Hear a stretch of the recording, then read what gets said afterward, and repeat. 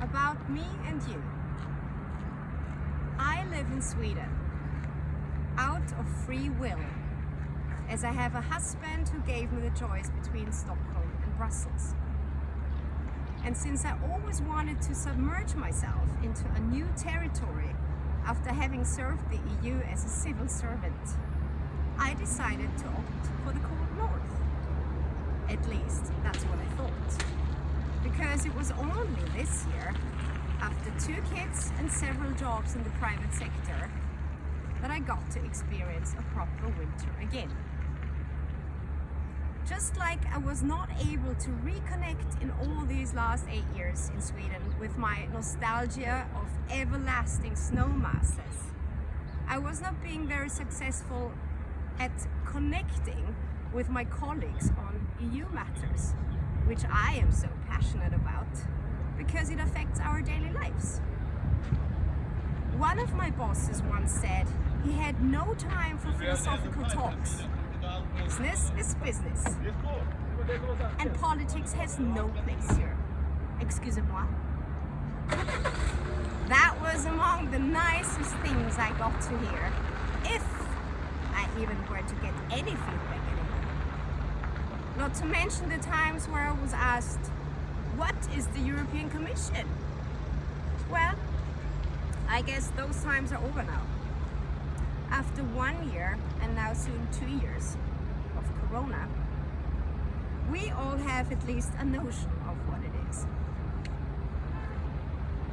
I can see, now that I have the view from the outside, that it's not always easy to understand what Brussels is doing for us all, and that there exists a certain political disenchantment in our society. Especially for those who have, over the last decades, been so lucky not to know any misery and take privileges mistakenly for granted. But we shall not take things like the snow in Sweden or mask-free times for granted. What we shall take for granted is the link that exists between the destruction of nature and pandemics.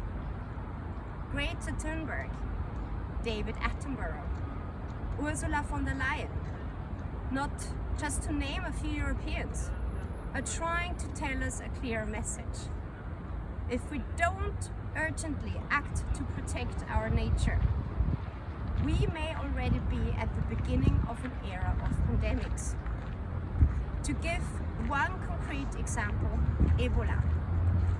A few years ago, in a remote village in Guinea, a young boy was playing next to a tree infested by bats. Bats that had been pushed towards the village because a majority of the forest where those animals normally live had been destroyed. Luckily, this disease was contained. On the other hand, COVID-19, as we know, has spread all over the world, and may be only the light version of what we might face if we don't manage to extinguish the fire that is already burning on the roof of our house. This one, as it appears, is mainly affecting the older generation. Imagine the repercussions of a new and more virulent virus that affects the young or those professionally active who ensure our economy. To break it down, the EU is us. It's me and you. It is the decision of sovereign countries and their representatives regrouped on one continent to unite their forces and to fight against the enemies of our time. Let's give them our support. The time is ripe for the EU to position itself as a strong global player.